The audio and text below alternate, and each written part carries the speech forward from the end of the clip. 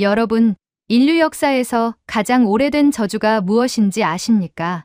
전쟁도, 기근도, 질병도 아닙니다. 바로 언어의 혼란입니다. 저는 30년 동안 이 저주를 연구해온 언어학자입니다. 전 세계 언어 데이터를 모아 분석했더니 어느 나라든 예외가 없었습니다. 불규칙한 동사, 끝없이 외워야 하는 문자들, 모두 바벨탑 이후에 생긴 언어의 흉터라고 믿었습니다. 그런데 어느 날 제 그래프에 이상치 하나가 찍혔습니다. 수만 개 언어 샘플 중 딱 한 줄만 제 이론을 깨뜨렸습니다. 그 줄에는 이렇게 적혀 있었습니다. Korean, 한글. 저는 그 나라의 문자를 분석하다가 충격을 받았습니다. 제가 찾던 혼란이 없었습니다. 대신 인간이 만들었다고는 믿기 어려운 완벽한 설계도가 있었습니다. 바벨탑의 저주가 비켜간 단 한 곳. 대체 그곳에서 무슨 일이 있었던 걸까요? 잠깐 1초만 투자해서 좋아요와 구독 눌러주시면 영상 제작에 많은 도움이 돼요. 안녕하십니까? 저는 요한 슈미트라고 합니다. 독일 막스 플랑크 연구소에서 비교 언어학을 연구하는 박사입니다. 오늘 여러분께 제 연구 과정에서 겪었던 충격적인 경험을 나누고자 이렇게 사연을 보내게 되었습니다. 사실 이 이야기를 공개적으로 말씀드리기까지 많은 고민이 있었습니다. 왜냐하면 제가 지금부터 말씀드릴 내용은 제 평생의 신념을 뒤흔든 사건이기 때문입니다. 하지만 진실은 반드시 공유되어야 한다고 생각했습니다. 제가 평생을 바쳐 연구해온 주제는 바로 세계 언어의 혼돈에 관한 것이었습니다. 언어학자로서 저는 늘 한 가지 의문을 품고 살아왔습니다. 왜 세상의 모든 언어는 이토록 복잡하고 불규칙적인 구조를 가지고 있을까요? 이 질문은 제가 대학에서 언어학을 처음 접했던 순간부터 저를 떠나지 않았습니다. 언어라는 것은 본래 인간의 소통을 위해 태어난 도구입니다. 인간은 사회적 동물이고 언어는 그 사회성을 가능하게 만드는 가장 중요한 수단입니다. 그렇다면 당연히 논리적이고 체계적인 구조를 가져야 마땅하지 않겠습니까? 효율적인 의사소통을 위해서는 명확한 규칙과 일관된 패턴이 필요합니다. 하지만 제가 연구하면 할수록 발견하게 되는 것은 오히려 그 반대였습니다. 세상의 언어들은 논리보다는 혼란으로, 질서보다는 무질서로 가득 차 있었습니다. 영어를 보십시오. 저는 독일인이지만 영어를 유창하게 구사합니다. 국제학회에서 발표할 때도, 논문을 쓸 때도 영어를 사용합니다. 그러나 영어를 배우는 과정은 결코 쉽지 않았습니다. 오히려 고통스러운 암기의 연속이었습니다. 규칙 동사는 그나마 예측 가능하지만 불규칙 동사는 완전히 다른 이야기입니다. go, went, gone이라는 식으로 변하는 동사가 있는가 하면 싱생성이라는 식으로 변하는 동사도 있습니다. 심지어 be, was, been, 컷처럼 아예 변하지 않는 동사도 있습니다. 이 모든 것을 하나하나 외워야만 합니다. 논리가 없습니다. 패턴이 없습니다. 그저 암기할 뿐입니다. 왜 이렇게 되었을까요? 왜 영어는 일관된 규칙을 만들지 못했을까요? 저는 이 질문 앞에서 늘 답답함을 느꼈습니다. 독일어는 제 모국어이지만 객관적으로 보면 더욱 복잡합니다. 아니, 어쩌면 영어보다 훨씬 더 복잡할 수도 있습니다. 명사마다 성별이 있고 그것도 남성, 여성, 중성의 세 가지로 나뉩니다. 격변화가 있으며 1격, 2격, 3격, 4격의 네 가지 격이 존재합니다. 동사 변화 역시 매우 불규칙적입니다. 강변화 동사와 약변화 동사가 섞여 있고 예외 규칙도 셀 수 없이 많습니다. 외국인들이 독일어를 배우면서 얼마나 고통스러워하는지 저는 잘 알고 있습니다. 연구소에 온 외국인 동료들이 독일어 수업에서 좌절하는 모습을 수없이 봤습니다. 그들은 왜 이렇게 복잡하냐고, 왜 이렇게 불규칙적이냐고 항상 불평했습니다. 저는 그들에게 뭐라고 대답해야 할지 몰랐습니다. 왜냐하면 저 역시 그 이유를 알지 못했기 때문입니다. 중국어는 수천 개의 한자를 외워야만 기본적인 문해력을 갖출 수 있습니다. 일본어는 한자의 히라가나와 가타카나까지 추가로 배워야 합니다. 같은 글자도 문맥에 따라 다르게 읽힙니다. 발음조차 일정하지 않습니다. 보통 사람이 문해력을 갖추기까지 얼마나 오랜 시간이 걸리겠습니까? 10년도 부족할 것입니다. 이것이 과연 효율적인 의사소통 수단이라고 할 수 있을까요? 저는 이러한 언어의 복잡성과 불규칙성을 연구하면서 하나의 가설을 세우게 되었습니다. 이것은 단순한 우연이 아니라 어떤 근본적인 원인이 있을 것이라고 말입니다. 세상의 모든 언어가 이렇게 복잡하다는 것은 분명히 공통된 기원이 있다는 뜻입니다. 그리고 저는 성경에서 그 답을 찾았다고 믿었습니다. 바로 바벨탑의 이야기였습니다. 성경 창세기에 기록된 바벨탑 사건을 아시는 분들이 계실 겁니다. 인간들이 하늘에 닿는 탑을 쌓으려 하자 신이 그들의 언어를 혼란스럽게 만들어 서로 소통할 수 없게 만들었다는 이야기입니다. 저는 이것을 단순한 신화가 아니라 언어학적 현상을 설명하는 하나의 은유로 해석했습니다. 아니, 은유를 넘어서 실제로 일어난 사건의 기록일 수도 있다고 생각했습니다. 바벨탑의 저주. 저는 이 표현을 자주 사용했습니다. 학회에서 발표할 때도, 논문을 쓸 때도, 동료들과 토론할 때도 이 용어를 사용했습니다. 인간의 언어가 가진 불규칙성과 복잡성은 바로 이 저주가 남긴 흔적이라고 생각했습니다. 원래 언어는 완벽하고 논리적인 구조를 가지고 있었을 것입니다. 바벨탑 이전에는 모든 인류가 하나의 언어를 사용했다고 성경은 기록하고 있습니다. 그 언어는 분명히 순수하고 완벽했을 것입니다. 하지만 어떤 사건을 계기로 그 질서가 무너졌고 이후 각 언어는 제각각의 방향으로 변형되어 갔습니다. 시간이 흐르면서 불규칙성은 점점 더 심해졌고 언어는 점점 더 복잡해졌습니다. 마치 유리창이 깨지듯이 언어의 순수함도 산산조각 났습니다. 이것이 제가 수십 년간 믿어온 이론이었습니다. 제 학문적 정체성의 핵심이었습니다. 저는 이 가설을 증명하기 위해 세계 각국의 언어를 비교 분석했습니다. 유럽의 언어들, 중동의 언어들, 아시아의 언어들을 모두 연구했습니다. 라틴어와 그리스어 같은 고대 언어부터 현대의 모든 주요 언어까지 샅샅이 조사했습니다. 프랑스어의 복잡한 동사 변화를 연구했고, 스페인어의 불규칙한 철자법을 분석했고, 아랍어의 삼자음, 어근 체계를 파헤쳤습니다. 힌디어의 복잡한 문법 구조도 조사했고, 러시아어의 6가지 격변화도 연구했습니다. 그리고 놀랍게도 제 가설은 계속해서 증명되는 것처럼 보였습니다. 어떤 언어를 보더라도 불규칙성과 복잡성이 존재했습니다. 예외는 없었습니다. 단 하나도 없었습니다. 모든 언어가 바벨탑의 저주 아래에 있었습니다. 저는 확신했습니다. 이것이 언어의 본질이라고 말입니다. 언어는 태어날 때부터 불완전한 것이라고 믿었습니다.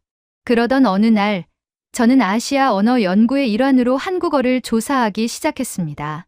솔직히 말씀드리자면 저는 한국어에 대해 큰 기대를 하지 않았습니다.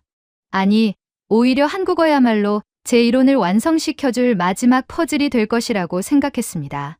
한국은 지리적으로 중국과 가깝고 오랜 세월 동안 한자 문화권에 속해 있었습니다. 역사적으로도 중국의 영향을 많이 받았다는 것은 잘 알려진 사실입니다. 당연히 중국어와 같은 복잡한 문자 체계를 사용할 것이고 그 안에서 수많은 불규칙성을 발견할 수 있을 것이라고 예상했습니다. 저는 한국어가 고리버 계통에 속한다는 사실도 알고 있었습니다. 다른 어떤 언어와도 명확한 계통 관계가 밝혀지지 않은 독특한 언어라는 점에서 오히려 더욱 복잡하고 불규칙적인 구조를 가지고 있을 것이라고 짐작했습니다. 고리버라는 것은 보통 언어의 진화 과정에서 독자적인 길을 걸었다는 의미입니다. 그것은 곧 더 많은 변이와 불규칙성을 축적했을 가능성이 크다는 뜻이기도 합니다. 제 연구실 동료들도 비슷한 의견이었습니다. 한국어는 분명히 바벨탑의 저주를 고스란히 간직하고 있을 것이라고 모두가 동의했습니다. 오히려 그 저주가 더 깊게 새겨져 있을 것이라고 예상했습니다. 저는 본격적인 연구에 착수했습니다. 먼저 한국어의 역사를 조사했습니다. 고대 한국어부터 현대 한국어까지의 변천 과정을 추적했습니다. 문법 구조를 분석했습니다. 교차거라는 특성을 가진 한국어의 문법은 복잡한 조사 체계로 유명했습니다. 어휘의 기원을 추적했습니다. 한자어와 고유어의 비율을 조사했습니다. 그리고 무엇보다도 한국어의 문자 체계인 한글을 집중적으로 연구하기 시작했습니다. 처음에는 단순히 한자를 대체하기 위해 만들어진 표음 문자 정도로만 생각했습니다. 알파벳처럼 소리를 표기하는 문자 체계일 뿐이라고 여겼습니다. 그러나 자료를 읽으면 읽을수록 뭔가 이상한 느낌이 들기 시작했습니다. 제 직관이 경고음을 울렸습니다. 한글은 1444년에 창제되었다고 기록되어 있었습니다. 세종대왕이라는 왕이 백성들을 위해 만든 문자라고 했습니다. 저는 처음에 이것을 정치적 선전 정도로 치부했습니다.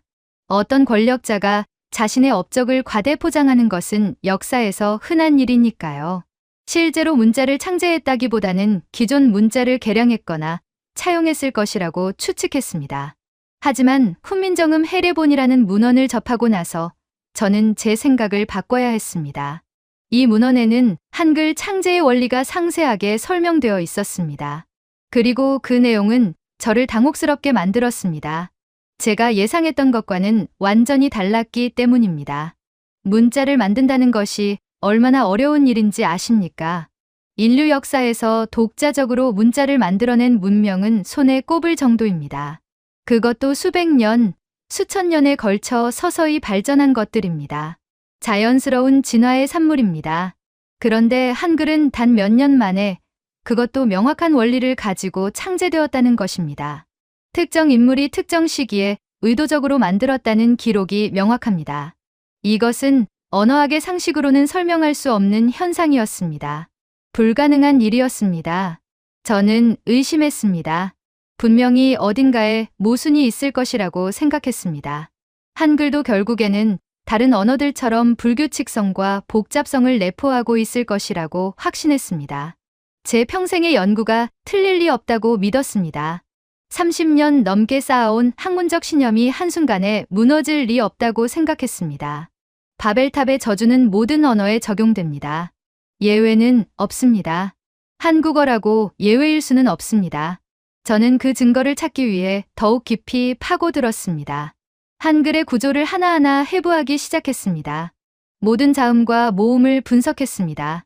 음운 체계를 조사했습니다. 그리고 곧 저는 제 인생에서 가장 충격적인 발견을 하게 됩니다. 저는 한글의 구조를 분석하기 시작했습니다. 불규칙성과 혼란의 증거를 찾기 위해서였습니다. 제 책상 위에는 한글에 관한 수많은 자료들이 쌓여 있었습니다. 훈민정음 해례본의 복사본, 한국어 의문론 논문들, 문자 체계 비교 연구 자료들이 가득했습니다. 저는 매일 아침 연구실에 출근해서 밤늦게까지 이 자료들과 씨름했습니다. 동료들은 제가 왜 그렇게 한국어에 집착하는지 의아해했습니다. 하지만 저는 설명할 수 없었습니다. 뭔가 잘못되었다는 느낌, 제 이론에 맞지 않는 무언가가 있다는 직감이 저를 계속 파고들게 만들었습니다. 먼저 한글의 자음을 분석했습니다. 기역, 니은, 디귿, 리을, 미음 등의 자음들을 하나하나 살펴봤습니다. 처음에는 단순히 소리를 표기하기 위한 기호들이라고 생각했습니다. 알파벳의 B, C, D와 같은 것이라고 여겼습니다. 그런데 이상했습니다. 이 자음들의 형태가 너무나 체계적이었습니다. 무작위로 만들어진 것 같지 않았습니다. 저는 더 깊이 파고들었습니다. 그리고 놀라운 사실을 발견했습니다. 이 자음들은 사람의 발음 기관을 본떠서 만들어졌다는 것입니다. 기역이라는 글자를 보십시오. 이것은 혀뿌리가 목구멍을 막는 모양을 형상화한 것이었습니다. 니은은 혀끝이 위신몸에 닿는 모양입니다. 미음은 입술이 닫히는 모습을 나타냅니다. 시옷은 이의 모양을 본뜬 것입니다. 이응은 목구멍의 형태를 표현한 것입니다. 저는 모니터 화면 앞에서 멈춰 섰습니다. 손으로 제 목을 만져보고 입을 움직여보고 혀의 위치를 확인해봤습니다. 정말로 그랬습니다. 각 글자가 정확하게 발음할 때의 조음 위치를 나타내고 있었습니다. 이것은 우연이 아니었습니다. 명확한 설계였습니다. 저는 평생 수많은 문자를 연구해왔지만 이런 체계는 본 적이 없었습니다. 알파벳은 어떻습니까? A, B, C라는 글자들이 발음 기관과 무슨 관련이 있습니까? 전혀 없습니다. 그저 소리를 표기하기 위한 임의의 기호일 뿐입니다. 한자는 또 어떻습니까? 뜻을 나타내는 표의 문자이기 때문에 소리와는 아예 관계가 없습니다. 그런데 한글은 달랐습니다. 글자의 형태 자체가 소리를 만드는 원리를 담고 있었습니다. 이것은 혁명적인 발상이었습니다. 저는 더 놀라운 사실을 발견했습니다. 자음들 사이에 체계적인 관계가 있다는 것입니다. 기역에 획을 하나 더하면 키읔이 됩니다. 니은에 획을 더하면 디귿이 됩니다. 비읍에 획을 더하면 피읍이 됩니다. 이것은 단순한 장식이 아니었습니다. 소리의 세기를 나타내는 표시였습니다. 기역은 약한 소리, 키읔은 강한 소리를 나타냅니다. 발음의 강도가 글자의 형태에 반영되어 있었습니다. 이렇게 체계적으로 음의 강약을 표현하는 문자 체계가 또 어디 있습니까? 저는 찾을 수 없었습니다. 그 다음 모음을 분석했습니다. 아, 야, 여, 오, 요, 우, 유 등의 모음들입니다. 이것들도 처음에는 단순한 기호로 보였습니다. 하지만 자세히 들여다보니 여기에도 놀라운 원리가 숨어 있었습니다. 모음은 세 가지 기본 요소로 이루어져 있었습니다. 점, 가로선, 세로선입니다. 그리고 이 세 요소는 각각 천, 지, 인을 상징한다고 했습니다. 하늘과 땅과 사람을 뜻하는 것입니다. 저는 처음에 이것을 철학적 수사로만 생각했습니다. 문자에 의미를 부여하기 위한 장식적 설명이라고 여겼습니다. 하지만 구조를 분석하면 할수록 이것이 단순한 수사가 아니라 실제 설계 원리라는 것을 깨달았습니다. 점은 하늘을 상징합니다. 가로선은 땅을 나타냅니다. 세로선은 사람을 의미합니다. 이 세 가지를 조합해서 모든 모음을 만들어낸 것입니다. 아는 세로선과 오른쪽 점의 조합입니다. 어는 세로선과 왼쪽 점의 조합입니다. 오는 가로선과 위쪽 점의 조합입니다. 우는 가로선과 아래쪽 점의 조합입니다. 이것은 수학적 체계였습니다. 최소한의 요소로 최대한의 조합을 만들어내는 효율적인 시스템이었습니다. 저는 언어학자이기도 하지만 수학을 좋아하는 사람입니다. 그래서 이 체계의 아름다움을 즉시 알아볼 수 있었습니다. 이것은 논리였습니다. 순수한 논리의 산물이었습니다. 자연발생적인 언어에서는 절대로 나올 수 없는 구조였습니다. 인간의 의도가, 설계가, 지혜가 담긴 창조물이었습니다. 저는 의자에 깊숙이 앉아서 천장을 바라봤습니다. 제 머릿속이 혼란스러웠습니다. 이것은 제가 예상했던 것과 정반대였습니다. 불규칙성을 찾으려고 했는데 완벽한 규칙성을 발견했습니다. 혼란의 증거를 찾으려 했는데 명확한 질서를 마주했습니다. 바벨탑의 저주가 남긴 흔적을 찾으려 했는데 오히려 그 저주를 극복한 흔적을 발견한 것입니다. 제 평생의 연구가 흔들리기 시작했습니다. 저는 다시 자료를 뒤졌습니다. 혹시 제가 놓친 것이 있을까 싶어서였습니다. 분명히 어딘가에 모순이 있을 것이라고 생각했습니다. 하지만 찾을 수 없었습니다. 오히려 더 깊이 들어갈수록 더욱 완벽한 체계가 드러났습니다. 한글은 24개의 기본 글자로 이루어져 있습니다. 14개의 자음과 10개의 모음입니다. 이 24개의 글자만 알면 한국어의 모든 소리를 표현할 수 있습니다. 조합의 원리도 매우 간단합니다. 자음과 모음을 결합하면 됩니다. 기역과 아를 합치면 가가 됩니다. 니은과 어를 합치면 너가 됩니다. 디귿과 오를 합치면 도가 됩니다. 알파벳과 비교해 보십시오. 영어는 26개의 알파벳을 사용합니다. 한글보다 2개 더 많습니다. 하지만 영어의 철자법은 얼마나 복잡합니까? 같은 글자가 단어마다 다르게 발음됩니다. A는 때로는 A로 읽히고, 때로는 E로 읽히고, 때로는 A로 읽힙니다. 규칙이 없습니다. 라우프와 카우프는 철자가 비슷하지만 발음이 완전히 다릅니다. 쓰루와 뜨루도 마찬가지입니다. 반면 한글은 어떻습니까? 기역은 언제나 기역입니다. 아는 언제나 아입니다. 예외가 없습니다. 한 번 배우면 모든 단어를 읽을 수 있습니다. 저는 연구 자료를 뒤지다가 놀라운 통계를 발견했습니다. 한글을 배우는 데 걸리는 시간은 평균적으로 며칠 정도라고 했습니다. 어떤 연구에서는 영어 알파벳을 배우는 것보다 빠르다는 결과도 있었습니다. 한자는 기본적인 수준에 도달하는 데만 몇 년이 걸립니다.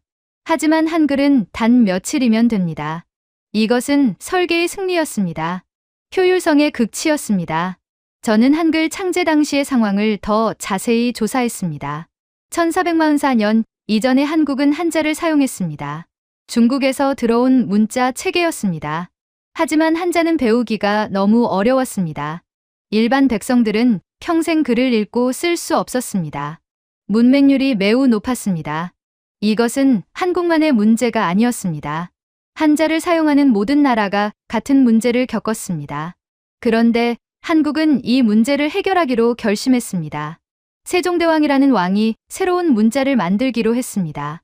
백성들이 쉽게 배울 수 있는 문자를 만들겠다는 목표였습니다. 이것은 매우 혁명적인 발상이었습니다. 당시 동아시아에서 한자는 절대적인 권위를 가지고 있었습니다. 한자를 버리고 새로운 문자를 만든다는 것은 중국 중심의 문화 질서에 도전하는 일이었습니다. 실제로 많은 신하들이 반대했습니다. 하지만 세종대왕은 밀고 나갔습니다. 백성을 위한다는 신념이 있었기 때문입니다. 그리고 놀라운 것은 그 실행 방식이었습니다. 세종대왕은 혼자서 만든 것이 아니었습니다. 지편전이라는 학자 집단과 함께 연구했습니다. 중국의 의문학을 연구했습니다. 몽골 문자와 티베트 문자도 참고했습니다. 하지만 단순히 모방하지 않았습니다. 완전히 새로운 원리를 고안해냈습니다. 발음 기관의 모양을 본뜬다는 독창적인 아이디어를 실현했습니다. 천지인의 철학을 모음 체계에 담아냈습니다. 이것은 학문과 철학과 실용이 결합된 완벽한 작품이었습니다. 저는 이 과정을 알면 알수록 경외감을 느꼈습니다. 이것은 단순한 문자 창제가 아니었습니다. 언어학에 대한 깊은 이해, 음성학에 대한 정확한 지식, 철학적 사유, 그리고 백성을 위한 실용적 목적이 모두 결합된 작품이었습니다. 인류 역사에서 이런 방식으로 문자가 만들어진 적이 있었습니까? 저는 알지 못했습니다. 찾을 수 없었습니다. 저는 연구실 창문 밖을 바라봤습니다. 독일의 겨울 하늘은 잔뜩 흐려 있었습니다. 제 마음도 그 하늘처럼 복잡했습니다. 저는 언어의 혼란을 연구하는 학자였습니다. 바벨탑의 저주를 증명하는 것이 제 학문적 사명이었습니다. 그런데 지금 제 앞에는 그 저주를 부정하는 증거가 놓여 있었습니다. 한글이라는 완벽하게 설계된 문자 체계가 존재했습니다. 혼돈 속에서 질서를 만들어낸 기적이 존재했습니다. 저는 다시 논문을 중단했습니다. 더 이상 쓸 수가 없었습니다. 제가 쓰려던 것은 한국어의 불규칙성에 관한 논문이었습니다. 하지만 불규칙성이 없었습니다. 오히려 다른 어떤 언어보다 규칙적이고 체계적이었습니다. 제 가설이 틀렸습니다. 아니, 적어도 한국어에는 적용되지 않았습니다. 30년 넘게 쌓아온 확신이 무너지는 순간이었습니다. 저는 동료들에게 제 발견을 공유했습니다. 그들도 놀랐습니다. 하지만 그들 중 일부는 회의적이었습니다. 한글이 아무리 과학적이어도 결국 인간이 만든 것 아니냐고 말했습니다. 완벽할 수는 없다고 주장했습니다. 저도 처음에는 그렇게 생각했습니다. 하지만 증거는 명확했습니다. 한글은 인간이 만들었지만 인간의 한계를 뛰어넘은 것처럼 보였습니다. 언어의 혼란을 극복하려는 의지가 만들어낸 기적이었습니다. 저는 밤늦게까지 연구실에 남아 있었습니다. 모니터 화면에는 한글의 자음과 모음이 떠 있었습니다. 저는 그 글자들을 한참 동안 바라봤습니다. 이것은 혼돈이 아니라 질서였습니다. 저주가 아니라 축복이었습니다. 무질서가 아니라 설계였습니다. 그리고 그 설계는 수백 년 전에 이미 완성되어 있었습니다. 세계 어떤 문자도 따라가지 못하는 수준이었습니다. 저는 처음으로 제 이론의 의문을 품기 시작했습니다. 바벨탑의 저주가 정말로 모든 언어에 적용되는 것일까요? 아니면 그 저주를 극복할 방법이 존재하는 것일까요? 한국은 그 방법을 찾아낸 것일까요? 저는 알고 싶었습니다. 이 질문에 대한 답을 찾기 위해 저는 더 깊이 파고들기로 결심했습니다. 한국어의 비밀을 완전히 밝혀내기로 했습니다. 저는 더 이상 한글의 구조만 분석해서는 안 된다는 것을 깨달았습니다. 표면적인 체계를 넘어서 그 이면에 숨겨진 본질을 이해해야 했습니다. 왜 한국에서만 이런 문자가 탄생할 수 있었는가? 이 질문이 제 머릿속을 떠나지 않았습니다. 밤에 잠을 자려고 누워도 이 질문이 저를 괴롭혔습니다. 아침에 눈을 뜨면 가장 먼저 떠오르는 생각도 이것이었습니다. 왜 하필 한국이었을까요? 왜 유럽이 아니었을까요? 왜 중동이 아니었을까요? 왜 중국이나 일본이 아니었을까요? 이 질문에 대한 답을 찾지 못하면 제 연구는 완성될 수 없었습니다. 저는 세계 문자의 역사를 다시 검토했습니다. 인류 역사에서 문자는 모두 오랜 시간에 걸쳐 진화했습니다. 수메르의 서령 문자는 기원전 3000년경에 만들어졌지만 처음에는 그림 문자였다가 점차 추상화되어 서령 문자가 되었습니다. 이집트의 상형 문자도 비슷한 과정을 거쳤습니다. 중국의 한자 역시 갑골문에서 시작해서 수천 년에 걸쳐 발전했습니다. 모두 자연스러운 진화였습니다. 한 세대에서 다음 세대로 조금씩 변형되고 추가되고 복잡해졌습니다.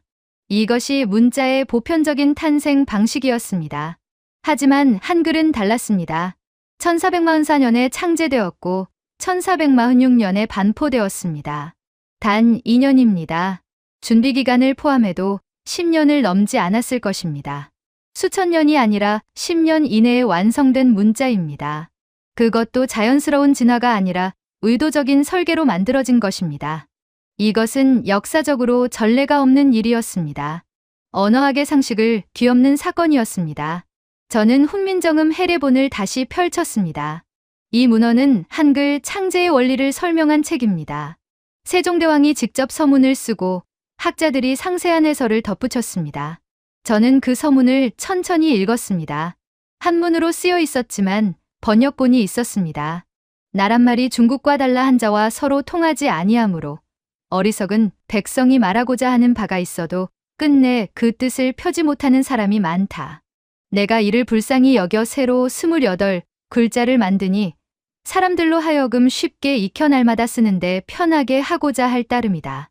저는 이 문장을 읽고 또 읽었습니다. 처음 읽었을 때는 단순한 정치적 수사로만 들렸습니다. 하지만 이제는 달랐습니다. 이 문장의 무게가 느껴졌습니다. 어리석은 백성이 말하고자 하는 바가 있어도 끝내 그 뜻을 펴지 못하는 사람이 많다. 이것은 단순한 동정이 아니었습니다. 문제의 본질을 정확히 짚어낸 것입니다. 백성들은 생각이 있고 말이 있지만 그것을 글로 표현할 수 없었습니다. 문자가 너무 어려웠기 때문입니다. 이것은 곧 소통의 단절을 의미했습니다. 그리고 해결책을 제시합니다. 새로 28 글자를 만드니 사람들로 하여금 쉽게 익혀 날마다 쓰는데 편하게 하고자 할 따름이다. 쉽게 익히고 날마다 쓰는데 편하게 하겠다는 것입니다. 이것이 한글 창제의 목적이었습니다. 백성을 위한 문자였습니다. 누구나 배울 수 있는 문자였습니다. 일상에서 사용할 수 있는 문자였습니다. 이것은 단순한 문자 창제를 넘어서 소통을 회복하려는 시도였습니다. 저는 이 대목에서 멈춰 섰습니다. 갑자기 무언가가 제 머릿속에서 연결되기 시작했습니다. 바벨탑의 이야기를 떠올렸습니다. 바벨탑 사건 이후 무슨 일이 일어났습니까? 사람들의 언어가 혼란스러워졌고 서로 소통할 수 없게 되었습니다. 그 결과 탑 건설은 중단되었고 사람들은 뿔뿔이 흩어졌습니다. 언어의 혼란은 곧 소통의 단절이었고 소통의 단절은 공동체의 붕괴를 의미했습니다. 바벨탑의 저주는 단순히 언어를 복잡하게 만든 것이 아니라 인간과 인간 사이의 연결을 끊어버린 것입니다. 그렇다면 한글은 무엇입니까? 한글은 소통을 회복하려는 시도였습니다. 백성들이 자신의 생각을 표현할 수 있게 하려는 노력이었습니다. 지배층만 문자를 독점하던 시대에 모든 사람이 글을 읽고 쓸 수 있게 하려는 혁명이었습니다. 이것은 단순히 새로운 문자를 만드는 것을 넘어서 언어의 혼란을 극복하려는 시도였습니다. 바벨탑 이후 끊어진 소통을 다시 이어주려는 노력이었습니다. 저는 소름이 돋았습니다. 손이 떨렸습니다. 이것은 우연이 아니었습니다.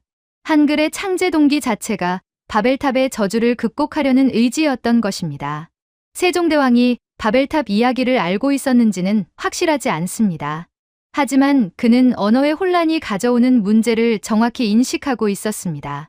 문자의 복잡함이 백성들을 침묵하게 만들고 소통을 막고 공동체를 분열시킨다는 것을 알고 있었습니다. 그리고 그 문제를 해결하기 위해 행동했습니다. 저는 다른 나라들과 비교해 봤습니다. 유럽은 어땠습니까? 중세 유럽에서는 라틴어가 지배했습니다. 교회와 학문의 언어는 라틴어였고 일반 백성들은 각자의 토착어를 사용했습니다. 백성들은 글을 읽지 못했고 성경도 라틴어로만 존재했습니다. 종교개혁 시기에 와서야 성경이 각국 언어로 번역되기 시작했습니다. 하지만 그때도 문자 체계 자체를 새로 만들지는 않았습니다. 기존의 알파벳을 그대로 사용했습니다. 불규칙성과 복잡성은 그대로 남았습니다. 중국은 어땠습니까? 한자는 수천 년 동안 변함없이 지배층의 전유물이었습니다. 과거 시험을 통과하려면 수많은 한자를 외워야 했고 그것은 평생의 공부를 요구했습니다. 일반 백성들은 글을 읽지 못했습니다. 20세기에 들어서도 중국의 문맹률은 매우 높았습니다. 중국 정부는 한자를 간소화하는 개혁을 시도했지만 문자 체계 자체를 바꾸지는 못했습니다. 복잡성은 여전히 남아 있습니다. 일본도 마찬가지였습니다. 한자를 사용했고 거기에 히라가나와 가타카나를 추가했습니다. 하지만 여전히 복잡했습니다. 2000대 이상의 한자를 외워야 신문을 읽을 수 있었습니다. 문자 교육에 엄청난 시간이 필요했습니다. 효율성과는 거리가 멀었습니다. 그런데 한국은 달랐습니다. 15세기에 이미 문제를 인식했고 해결책을 실행했습니다. 새로운 문자를 만들었습니다. 그것도 아무나 쉽게 배울 수 있는 문자를 만들었습니다. 이것이 얼마나 혁명적인 발상입니까?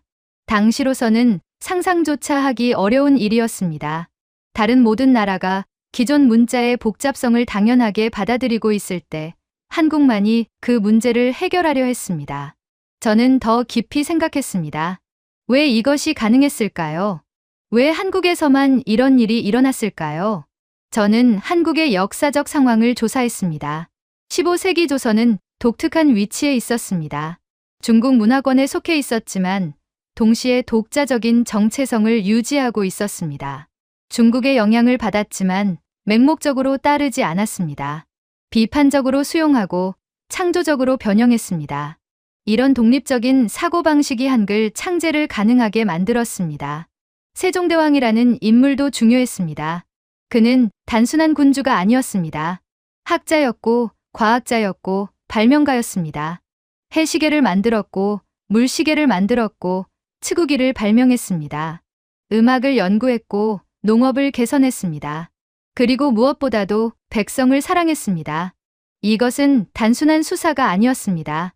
실제로 백성의 삶을 개선하기 위해 노력했습니다. 그 사랑이 한글을 탄생시켰습니다. 지편전이라는 제도도 중요했습니다. 젊고 뛰어난 학자들을 모아서 연구하게 했습니다. 이들은 중국의 고전을 연구했고 의문학을 공부했고 다른 나라의 문자도 조사했습니다. 이런 학문적 기반이 있었기에 한글 창제가 가능했습니다. 혼자서는 할 수 없는 일이었습니다. 협력이 필요했고 그 협력이 실현되었습니다. 왕의 의지와 학자들의 지혜가 결합된 결과였습니다. 저는 깨달았습니다. 한글의 창제는 우연이 아니었습니다. 여러 요소들이 완벽하게 결합된 결과였습니다. 올바른 시기, 올바른 장소, 올바른 사람, 올바른 목적이 모두 만났습니다. 그리고 그 결과는 인류 역사상 유례없는 문자 체계였습니다. 언어의 혼란을 극복하려는 인간의 의지가 만들어낸 기적이었습니다. 저는 다시 바벨탑의 이야기로 돌아갔습니다. 바벨탑의 저주는 언어를 혼란스럽게 만들었습니다. 사람들이 서로를 이해할 수 없게 만들었습니다. 그 저주는 수천 년 동안 인류를 괴롭혔습니다. 모든 언어가 불규칙해졌고 모든 문자가 복잡해졌습니다. 배우기 어려운 언어는 소수만이 독점했고 대다수는 배제되었습니다. 이것이 바벨탑 저주의 본질이었습니다. 단순히 언어를 복잡하게 만든 것이 아니라 사람들을 분리시킨 것입니다. 그런데 한국은 그 저주를 깨뜨렸습니다. 새로운 문자를 만들어서 누구나 배울 수 있게 했습니다. 소통의 장벽을 낮췄습니다.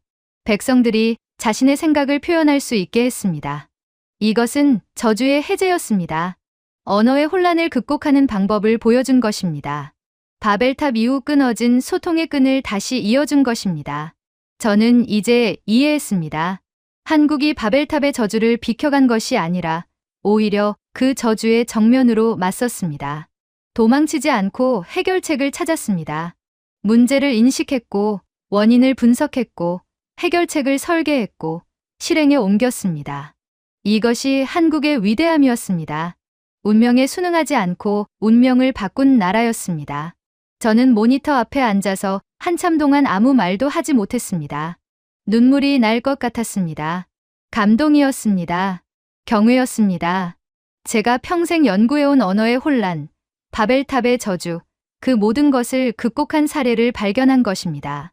그것도 수백 년 전에 이미 이루어진 일이었습니다. 인류는 언어의 혼란을 숙명으로 받아들였지만 한국은 그것을 극복할 수 있다는 것을 보여주었습니다. 저는 새로운 논문을 쓰기 시작했습니다. 제목은 바벨탑 이후의 언어, 한글의 기적이었습니다. 제 평생의 연구를 다시 정리하고 한국어라는 예외를 중심으로 새로운 이론을 구축했습니다. 바벨탑의 저주는 실제로 존재하지만 그것을 극복할 방법도 존재한다는 것이 새로운 결론이었습니다. 그리고 한국이 그 방법을 세상에 보여주었습니다. 언어의 혼란은 숙명이 아니라 극복할 수 있는 과제였습니다. 저는 밤낮 없이 논문을 썼습니다. 커피를 마시며 키보드를 두드렸습니다. 자료를 인용하고 논리를 전개하고 결론을 도출했습니다. 제 학문 인생에서 가장 중요한 논문이 될 것이라고 확신했습니다. 한국이 인류에게 준 선물을 세상에 알리고 싶었습니다. 언어의 혼란을 극복할 수 있다는 희망을 전하고 싶었습니다. 저는 논문을 완성했습니다. 그리고 국제언어학회에 제출했습니다. 심사 과정은 몇 달이 걸렸습니다. 그 시간 동안 저는 불안했습니다. 혹시 제 이론이 받아들여지지 않으면 어쩌나 걱정했습니다. 제 평생의 연구를 뒤집는 내용이었기 때문에 동료들이 거부감을 느낄 수도 있었습니다. 하지만 동시에 확신도 있었습니다. 증거는 분명했고 논리는 탄탄했습니다.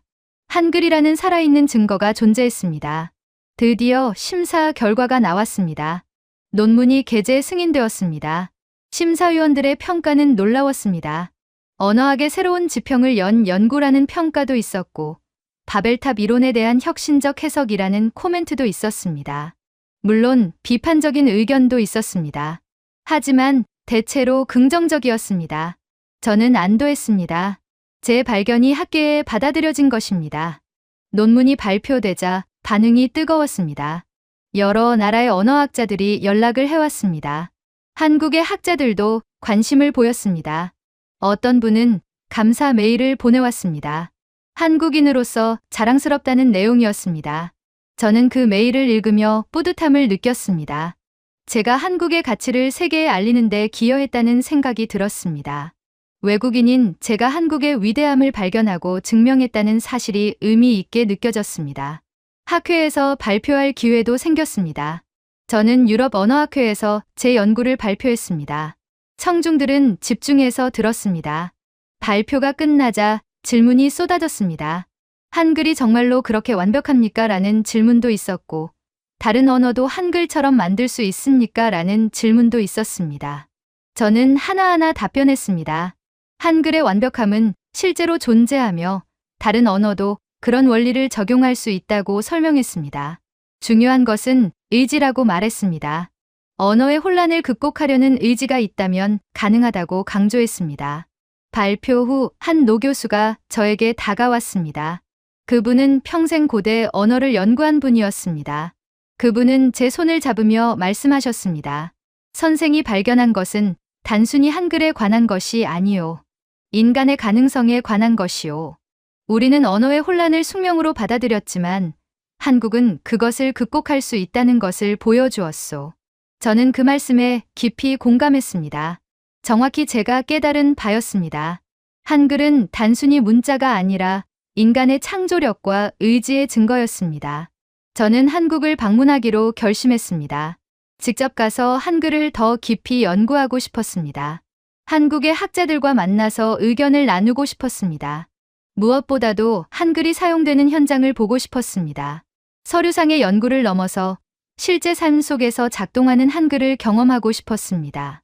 이론으로만 알던 것을 눈으로 확인하고 싶었습니다. 서울에 도착했을 때의 느낌을 잊을 수 없습니다. 공항에서부터 한글 간판들이 보였습니다. 거리마다, 건물마다, 상점마다 한글이 있었습니다. 저는 그 글자들을 하나하나 읽어봤습니다. 제가 연구했던 바로 그 문자가 살아 움직이고 있었습니다. 수백 년 전에 만들어진 문자가 지금도 완벽하게 기능하고 있었습니다. 아무도 이상하게 여기지 않았습니다. 한국 사람들에게는 너무나 자연스러운 일상이었습니다. 하지만 저에게는 기적처럼 보였습니다. 저는 국립한글박물관을 방문했습니다. 그곳에는 훈민정음 해례본의 원본이 전시되어 있었습니다. 유리관 너머로 그 오래된 책을 바라봤습니다. 손으로 쓴 한자와 한글이 가득했습니다. 수백 년의 세월이 느껴지는 종이었지만 글자는 여전히 선명했습니다. 저는 그 앞에서 한참을 서 있었습니다. 마치 성지를 순례하는 기분이었습니다. 이 책 안에 인류의 지혜가 담겨 있었습니다. 언어의 혼란을 극복하려는 의지가 담겨 있었습니다. 저는 한국의 언어학자들과 만났습니다. 서울대학교에서 세미나를 가졌습니다. 제 논문에 대해 토론했습니다. 한국 학자들은 제 연구를 환영했습니다. 하지만 동시에 새로운 관점도 제시했습니다. 한 교수님은 말씀하셨습니다. 한글의 위대함은 단순히 문자 체계의 완벽함에만 있지 않습니다. 한글이 담고 있는 정신, 즉 백성을 위한다는 마음이 더 중요합니다. 그 정신이 없었다면 한글은 탄생하지 못했을 것입니다. 저는 그 말씀에 깊이 공감했습니다. 맞습니다. 한글의 진정한 가치는 기술적 완벽함을 넘어서 있습니다. 그것은 평등의 정신입니다. 모든 사람이 글을 읽고 쓸 수 있어야 한다는 믿음입니다. 지식이 소수의 전유물이 되어서는 안 된다는 확신입니다. 이것이야말로 바벨탑의 저주를 극복하는 핵심입니다. 기술만으로는 부족합니다. 사람을 향한 마음이 있어야 합니다. 바벨탑의 저주는 단순히 언어를 복잡하게 만든 것이 아닙니다. 사람들을 분리시킨 것입니다. 소통을 막은 것입니다. 이해를 불가능하게 만든 것입니다. 그리고 그 결과 권력의 불평등이 생겼습니다. 글을 아는 자와 모르는 자 사이의 격차가 벌어졌습니다. 지식을 가진 자와 그렇지 못한 자 사이의 장벽이 높아졌습니다. 이것이 진짜 저주였습니다. 한글은 그 장벽을 허물었습니다. 누구나 배울 수 있게 만들었습니다. 며칠이면 충분했습니다. 어린아이도, 노인도, 남자도, 여자도 모두 배울 수 있었습니다. 이것은 혁명이었습니다. 지식의 민주화였습니다. 권력의 재분배였습니다. 그리고 궁극적으로는 소통의 회복이었습니다. 바벨탑 이후 끊어진 인간과 인간 사이의 연결을 다시 이어준 것입니다. 저는 한국의 문맹률 통계를 확인했습니다. 현대 한국의 문맹률은 거의 0에 가깝습니다. 전 국민이 글을 읽고 쓸 수 있다는 의미입니다. 이것은 세계적으로도 매우 높은 수준입니다. 많은 나라들이 여전히 문맹 퇴치에 어려움을 겪고 있습니다. 하지만 한국은 이미 그 문제를 해결했습니다. 그 비결이 무엇입니까? 바로 한글입니다. 배우기 쉬운 문자가 있었기 때문입니다. 저는 한글이 디지털 시대에도 완벽하게 작동한다는 것을 발견했습니다. 컴퓨터 자판을 보십시오. 한글 자판은 매우 효율적으로 설계되어 있습니다. 자음과 모음을 조합해서 입력합니다. 타이핑 속도가 빠릅니다. 중국어는 한자 입력이 복잡합니다. 병음을 먼저 입력하고 그 다음에 원하는 한자를 선택해야 합니다. 일본어도 비슷합니다. 히라가나로 입력하고 변환 키를 눌러서 한자로 바꿉니다. 하지만 한글은 그런 과정이 필요 없습니다. 자음과 모음을 누르면 바로 글자가 완성됩니다. 추가 변환이 필요 없습니다. 이것은 디지털 시대의 요구에 완벽하게 부합합니다. 수백 년 전에 만들어진 문자가 21세기의 기술과도 조화를 이룹니다. 이것이야말로 진정한 설계의 승리입니다. 시대를 초월한 지혜입니다. 저는 세계 여러 나라에서 한글을 배우는 사람들이 늘고 있다는 것도 알게 되었습니다. 한류의 영향도 있지만 한글 자체의 매력도 큽니다. 배우기 쉽고 논리적이고 아름답기까지 합니다. 어떤 언어학자는 한글이 인류의 공동유산이 되어야 한다고 주장하기도 했습니다. 저도 동의합니다. 한글은 한국만의 것이 아니라 인류 전체의 자산입니다. 언어의 혼란을 극복할 수 있다는 증거입니다. 저는 연구실로 돌아왔습니다. 독일의 차가운 날씨가 반겼습니다. 하지만 제 마음은 따뜻했습니다. 한국에서의 경험이 저를 변화시켰습니다. 저는 더 이상 언어의 혼란만을 보지 않습니다. 언어의 가능성을 봅니다. 인간의 창조력을 봅니다. 문제를 극복하는 지혜를 봅니다. 한국이 보여준 길을 봅니다. 저는 제 학생들에게 한글에 대해 가르칩니다. 언어학 수업에서 한글을 소개하면 학생들은 놀라워합니다. 그런 문자가 존재한다는 것 자체가 신기하다고 합니다. 저는 학생들에게 말합니다. 한글은 인간이 무엇을 이룰 수 있는지 보여주는 증거입니다. 우리는 운명에 순응하지 않고 문제를 해결할 수 있습니다. 언어의 혼란도 극복할 수 있습니다. 한국이 그것을 증명했습니다. 저는 이제 확신합니다. 바벨탑의 저주는 실제합니다. 세계의 모든 언어가 그 증거입니다. 불규칙성, 복잡성, 비효율성, 이 모든 것이 저주의 흔적입니다. 하지만 그 저주는 영원하지 않습니다. 극복할 수 있습니다. 한국이 그것을 증명했습니다. 인간의 의지와 지혜가 있다면 가능합니다. 한글은 단순히 문자가 아닙니다. 그것은 희망의 상징입니다. 인간의 지혜가 만들어낸 기적입니다. 백성을 사랑하는 마음이 빚어낸 선물입니다. 그리고 무엇보다도 언어의 순수한 형태를 회복하려는 노력의 결실입니다. 바벨탑 이전의 순수함을 담고 있는 문자입니다. 저는 평생 언어의 혼란을 연구했습니다. 바벨탑 이후의 세계를 분석했습니다. 모든 언어가 타락했다고 믿었습니다. 하지만 한국에서 저는 다른 것을 발견했습니다. 타락이 아니라 회복을 받습니다. 혼란이 아니라 질서를 받습니다. 저주가 아니라 축복을 받습니다. 절망이 아니라 희망을 받습니다. 바벨탑 이전의 세계를 상상해 보십시오. 모든 인류가 하나의 언어를 사용했습니다. 소통이 완벽했습니다. 이해가 쉬웠습니다. 협력이 자연스러웠습니다. 그 언어는 순수했을 것입니다. 논리적이었을 것입니다. 효율적이었을 것입니다. 한글은 바로 그 순수함을 담고 있습니다. 물론 한글이 바벨탑 이전의 언어와 똑같다는 말은 아닙니다. 하지만 그 정신, 그 원리, 그 순수함을 계승하고 있습니다. 언어가 본래 가져야 할 모습을 보여주고 있습니다. 한국은 바벨탑의 저주를 비켜간 것이 아닙니다. 정면으로 맞서서 이겨냈습니다. 혼란 속에서 질서를 만들어냈습니다. 복잡함 속에서 단순함을 찾아냈습니다. 불규칙성 속에서 규칙성을 창조했습니다. 이것이 한국의 위대함입니다. 이것이 한글의 기적입니다.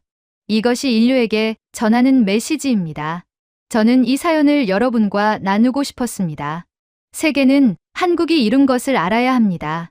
한글은 한국의 자랑일 뿐만 아니라 인류의 희망입니다. 언어의 혼란을 극복할 수 있다는 증거입니다. 바벨탑의 저주를 깨뜨릴 수 있다는 확신입니다.